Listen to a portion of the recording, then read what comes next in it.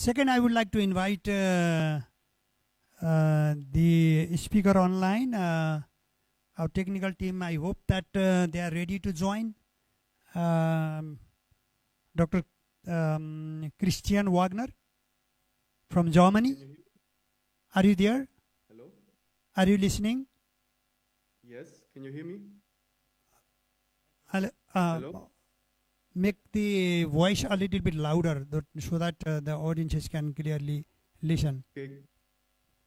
Welcome you, Dr. Wagner. Not Hello? listening, no? Can you make Can you that sound system? Can you hear me? Test, Okay. test. Okay. Thank you, Dr. Christian Wagner, joining us. Today we have been discussing about the MCC project in Nepal, Indo-Pacific strategy and debates. And we have the very senior political leaders in this forum, and some of the intellectuals, Nepal's well-known intellectuals, and the media persons, academics, and political figures, and also students. Some of the students are also participating here. We have been debating this issue since this morning. Without taking much time, I would like to hand over the forum to you, and then please first briefly introduce yourself, and then make your presentation in 15 minutes time. Thank you. The floor is yours. Thank you very much. Can you hear me? Hello? Can you hear? Yeah. Okay, Yeah. perfect. Okay. Thank. So, I prepared the presentation for today, and I'm sharing the screen very soon. But first of all, I want to thank everyone for this opportunity to talk today. My name is Christian Wagner from Germany.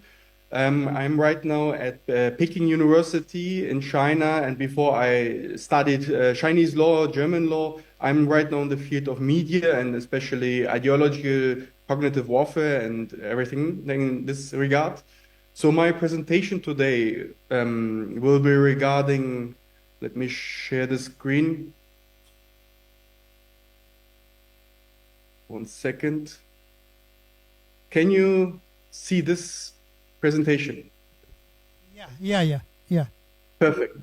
So first of all, thanks for this invitation again, for all the organizers, also the volunteers who I'm very sure make excellent work for all the different guests and for the organization, and also for me being able to attend online without any big problems. So I'm doing the presentation about the MCC naval regarding the legal backdoor for US intelligence and information gathering. Because we're all talking about the MCC, but I'm basically talking about the legal construction inside the USA behind it, which is quite relevant for Nepal. So let me start. Laser pointer. So basically, I'm on the one side talking about the rule of law and the legal regulations inside USA, but on the other side, also in a way, the backdoor practices for NGOs and their, in a way, kind of control and oversight into the internal affairs. So basically, when we talk about USA, we need to always understand also that it's a rule of law state. In a rule of law state, not all the decisions made, especially such big agreements like the MCC, just by bilateral talks and just by one agreement itself. Behind such an agreement like the MCC, there's a huge law, regulation, and framework inside the USA, which is basically discussing and regulating all the different issues regarding MCC before it can be even implemented. So there should be a lot of research, a lot of regulation before the implementation itself. And during the process of implementation, and as it's right now, there will be also different US laws for the US personnel and, let's say, investors, on which they are basically, anchored. So this internal laws of USA, of course, for the US, higher than external laws or basically this agreement itself, or especially Nepali law.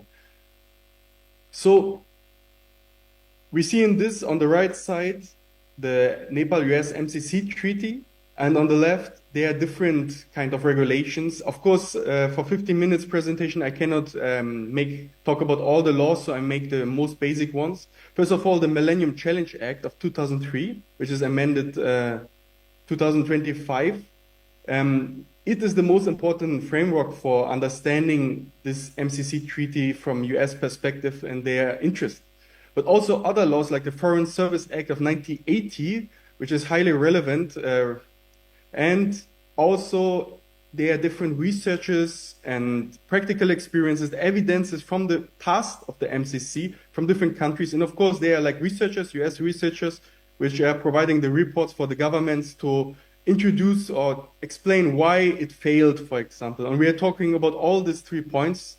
We are talking less about the MCC treaty itself, more about the laws behind it now. So I think one of the most important laws or articles in the MCC treaty itself, which is the foundation for everything, and I'm very sure during the many presentations you already talked about it in detail, is the Article section 6.8, the immunity clause, that basically assumes no liability and waives all the claims against MCC. The US government are basically not implemented, and that the US personnel linked to MCC are immune from the jurisdiction of all courts and tribunals of Nepal, which is a very, very important article for the whole construction behind it in the US legal system and for implementing their policies and interests. So let me give you an example, first of all, because in the immunity clause is even written about the deaths. So if case someone is dying based on the that there is no liability in the USA. And I want to give a case from Germany, a very fast, short case. So even as NATO member of Germany, and we have the NATO Status of Force Agreement, the SOFA in Germany, we had the case last year that US soldier killed a 28-year-old German citizen in a festival. They're drinking and like this happened. And after he died, the German citizen, the US military soldier basically could just go back to USA. All the German laws have not been implemented. He was not going to court. He was going in front of US military courts, and they basically found him not guilty. So what I want to say in regard to Nepal, of course, you need to take high attention about what happens if a person is really doing something with Nepali people and which law is basically implemented, and is it a lawless area for them? So this is a question because even in Germany, as one of the most important allies, this kind of case happened. So it's very relevant. So now it's a big slide, and I'm talking a lot about laws, and I'm very sorry if it sounds a little bit dry, but I want to talk about the Millennium Challenge Act of 2003, which is highly relevant. For example, Section 602, the MCC itself purpose is not just promoting economic growth. In the law itself, it's written, it's also investments into people. So I know that I read the contract, of course, which is publicly accessible on the government website of Nepal, and it's more focused on economic interest and economic cooperation. And you will find except this Article 6, not many evidences about this kind of people's effect on the people. But in the law itself, the MCC law of USA is written specifically investment into people. And this is very relevant when we talk about the interference in internal affairs, because Section 603 defines investment into people as government policies or programs in a legal country that promote the health, education, or other factors. So people can invest, or the MCC can invest into people to fulfill government policies of USA. So questionable is what kind of government policies. For example, promotion of, let's say, democratic values against, let's say, Nepal cultural values. It's questionable. So, but the Section 605 says concrete. There's no official prohibition. There's official prohibition on military assistance. It's basically good news because there will be no military bases just based on the MCC. It's very important. But on the other side, it opens a backdoor for basically intelligence cover. For example, 8 agencies, which I will talk later more in detail. So in Section 607, before doing this agreement between Nepal and the USA, there should be already a huge research in the field of NGO laws. So Section 607 specify, if you see here downstairs, that before doing the agreement, the researchers need to make sure that there are no laws intend to curb the activities of foreign civil society organizations, or paragraph 5, laws regulating the usage of the internet, particular by foreign civil society organizations. So I recommend to read the whole section 607, everyone by themselves, because it's very relevant. It means before even doing the cooperation, there is a huge research in the field of which kind of organizations are inside Nepal and how big is the scope that the own organizations, civil society and organizations, NGOs, which, for example, the US will bring to Nepal, if they have some laws or regulations which are basically making then like a narrow area of work. So they have a more broader scope on how they can implement their own policy and work in the economic construction.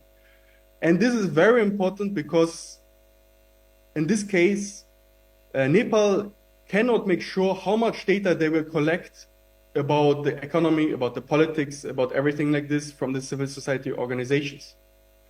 So, and about this organization, these NGOs, I want to go deeper, which will coming probably to Nepal for this whole construction work, economic construction work, which is actually not bad if it's helping the ordinary people, but this is another topic. So, in section 615 of this Millennium Challenge Act of 2003 is specified even that US aid programs should be cooperating with all the other agencies. And US aid, if you see here downstairs in this point, US aid, probably you all know the debate on the X of Elon Musk and Dodge. There are like many public information accessible. This is not something I'm inventing or something. Public information accessible, which are explaining that US aid is doing corruption, that there are some cases of, for example, finance into the media, finance into the public opinion. So this is not something I'm making out of my mind. It's written in the law that they should work with the MCC, this kind of organization, and also the public information, for example, Elon Musk, who was working in the government, show that there's some kind of things happening behind this kind of NGO. So this is very important to take care of. And of course, section 618 authorizes MCC staff to be embedded in the US embassies protected under Foreign Service Act 3927. We will now talk a little bit more about this Foreign Service Act in the next, because this is very important in the case of internal affairs. So basically, this Foreign Service Act gives the Chief of Mission Authority to the US ambassador about this full MCC cooperation. Means if, of course, the ambassador, this is nothing special or nothing new. Of course, the ambassador is in charge with such kind of situation.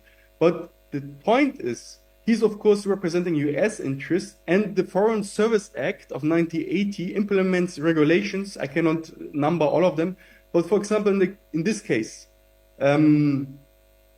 Section 410, US agencies may compensate foreign employees and contractors imprisoned to US-related work if determined by the Secretary of State.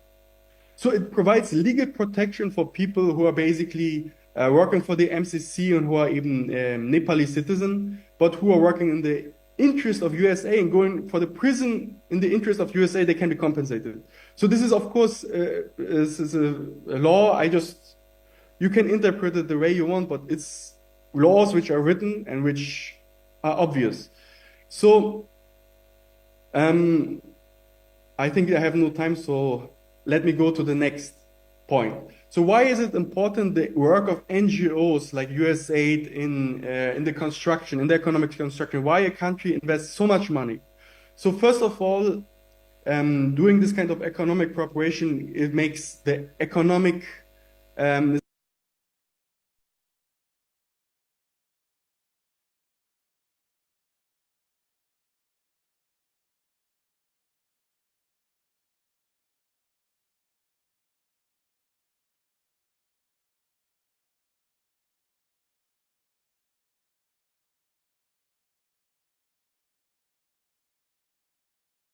the capture of civil societies, for example, NGO, activists, journalists, internet governance, and of course, border network monitoring. If you build a street and create all this infrastructure, you have, of course, some overview about who is actually engaging and linked with this infrastructure, leaving the country, visiting China, visiting India.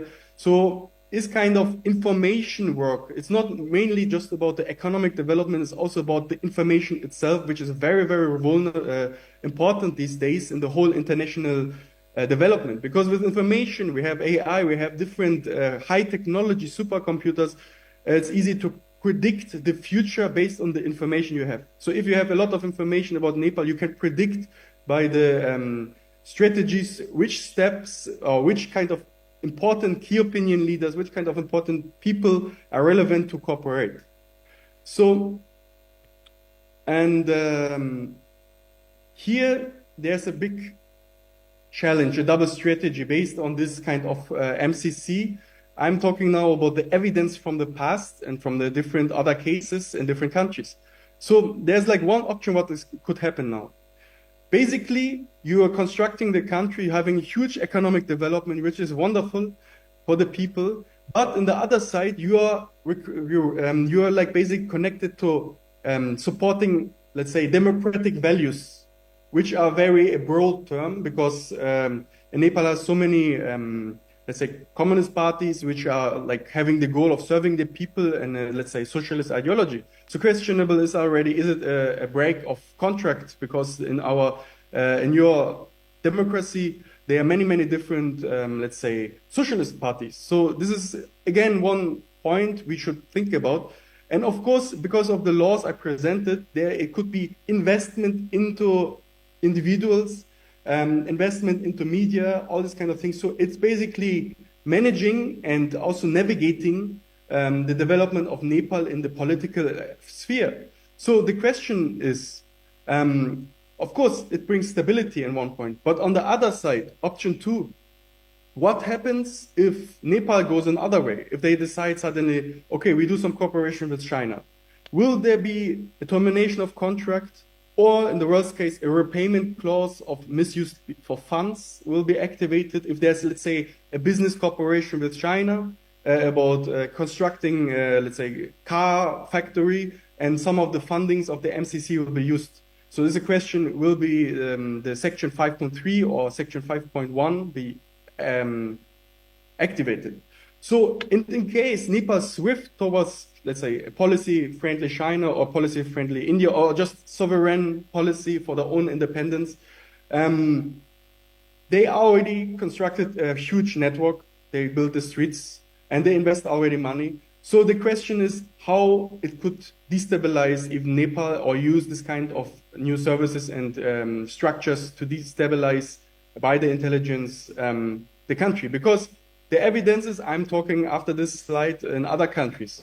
So there's a kind of carrot and stick situation. On the one side, you have $500 million in aid infrastructure jobs. But on the other side, if you do it other way, based on the law, based on the regulation, the clauses, the contract can be just terminated and you have a big problem. Yeah. So it's a kind of, no matter which way Nepal is going, it has the big challenges coming up with this kind of situation. So, and last but not least, I'm soon finishing. When I did the research about the different reports for the Congress of the USA, for example, the Millennium Challenging Cooperation Overview and Issues updated on that October 2019. It basically explained that all the failed countries like of the MCC fund, like Yemen, Madagascar, Mauritania, Niger, Honduras, Armenia, Mali, that the main reason is democratic backsliding. What is democratic backsliding? Is it because, let's say, the Nepali people feel they are, let's say, want a sovereign country, want more independence? Is it democratic backsliding? What is democracy? What are the values here? It's not defined really in the contract itself, the MCC. So this is questionable again. I don't want to go into deep because of the time about this, but I just want to make you think about these topics. to contribute into the debate, into the debate. So, and the facts of these MCC funds, the evidence shows that mostly the chaos happens after the funding, not the stability. There are other cases, let's say, from my research, I think Mongolia was one of the MCC countries, and I've been to Mongolia many times already last years, and it's wonderfully developing. So there could be also, of course, optimal way of developing of Nepal. Maybe in Nepal is different. We cannot predict the future, but we can just see the laws and see the risks in the laws, and also see the risks for Nepal future. And I hope that with everything I say, I'm wrong, and in the end, it will be wonderful development of the economy. But we should be also realistic and based on the laws and the facts, see the big risks and try to prevent them. So in the summary, legally, based on the law in the US, it grants US extraterritorial immunity in Nepal. It creates a backdrop for intelligence collection through infrastructure, NGOs, and embassy, and provides a political option like termination of the contract, repayment clauses. And in aspect of the Indo-Pacific situation, you all know Nepal better than me and the relevance of Nepal in the whole South Asian region. But we just need to think about the future. What happens if the unification of China with, let's say, the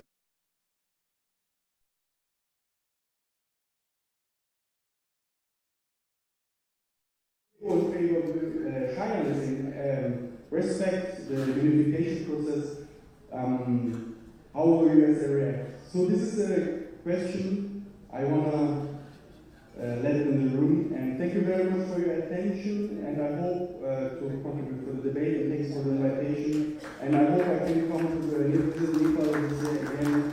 And thank you so much.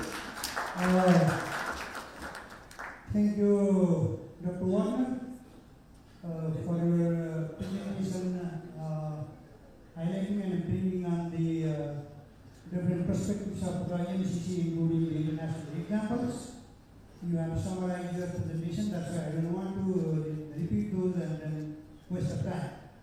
Rather, I would like to request you to stay online for a while, about 20 minutes. We are going for the floor discussion, Q&A session.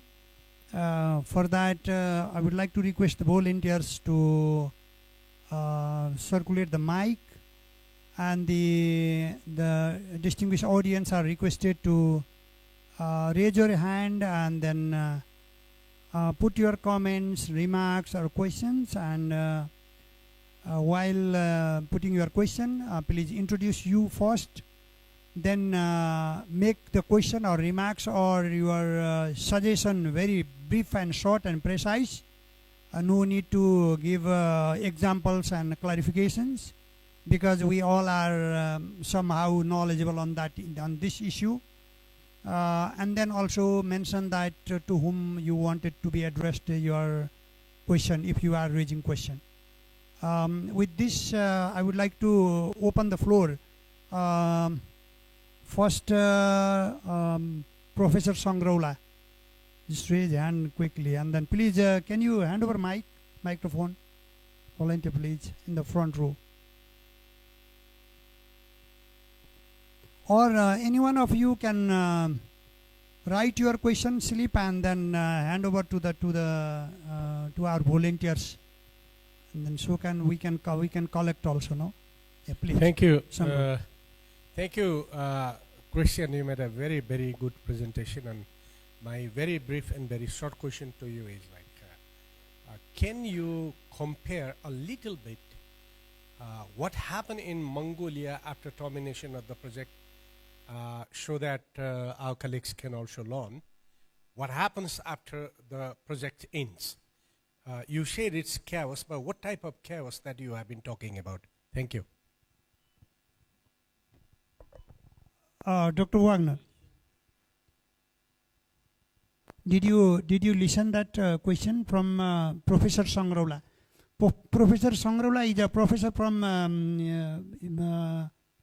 Purvanchal University, Kathmandu School of Law. He is a founder of Kathmandu School of Law.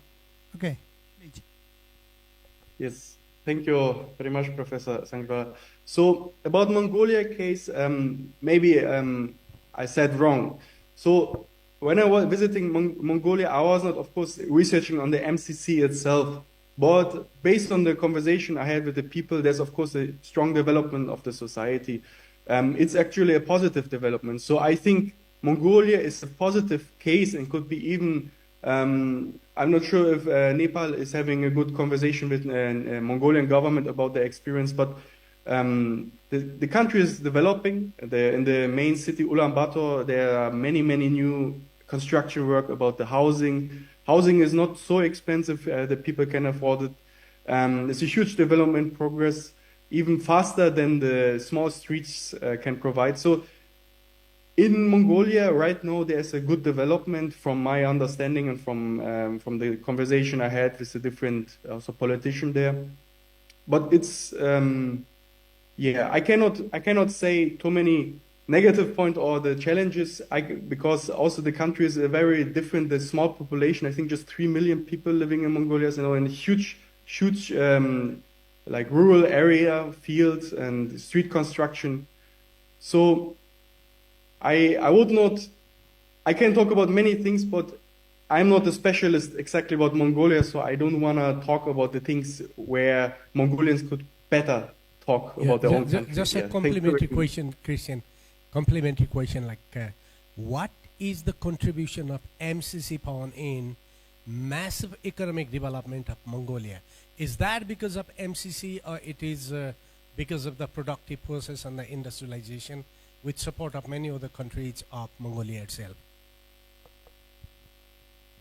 So what I experience in Mongolia is especially actually more the cooperation, bilateral cooperation, for example, with South Korea. There are many South Korean products, South Korean investors, South Korean development. South Korea as a very good partner, but also in the area of mining with China, investment from China, also Russia. But the concrete MCC US support in this case is questionable because, for example, let's say 20% of the state assets of Mongolia are, for example, in the hand of BlackRock, finance capital of USA, which is questionable. So, but the real construction work, mostly like South Korean and Chinese contribution. As far as I know, the real contribution of MCC and USA are more in the field of the media cooperation, for example, also UK, the BBC, and others. Yeah. Next question from Dr. Rawal. Dr. Rawal is a former Deputy Prime Minister and many ministers in different ministries. This morning, while introducing him, maybe one portfolio was maybe missed. He was Minister for Foreign Affairs also, for certain period. Not okay. Thank you. The former minister and Deputy Prime Minister and then very well-known politician, Dr. Bhim Rawal. Please. Thank you. Dr. Wagner, first of all, I would like to extend my sincere thanks to you for your excellent presentation. Would you just say something why the present administration of the USA kept ongoing the MCC project in Nepal, only in Nepal and in another country, despite the completely closure of the MCC itself in the United States? Thank you. Thank you very much for this question. So, of course, it's regarding the Indo-Pacific strategy. Like, because one country and the debate, like when you see the observation, the internal discussion of the MCC, also the US aid funding, the whole NGO work abroad, there was a big slash of this kind of MAGA wing and this kind of America First wing, which is against the, let's say, imperialist attitude, but more for focus on national development, national interest. So it's a paradox situation. Definitely, I fully agree with you. So, and in this kind of paradox situation where there are all values and there are all, let's say, policy guidelines, which are new since the beginning of this year, where they said no US aid and no development in this field. So it's paradox, which makes us give a hint, and even in the, if you see the US media, they are not really talking about the MCC. It's like I mean, in the Nepal, it's not really in the debate of the media. Also in, let's say, Europe, whenever I see daily in German news, nobody talks about the MCC in Nepal. So this is kind of basically under the table happening. 500 million US dollars are investing into Nepal, and basically the population of USA is kept into dark with this. So why is it happening? From my observation, and it has definitely something to do with the geopolitical strategy of Nepal between China and India and also South Asia. We see also, for example, in Bangladesh, now they have the Starlink and some cooperation with USA, but this is another topic.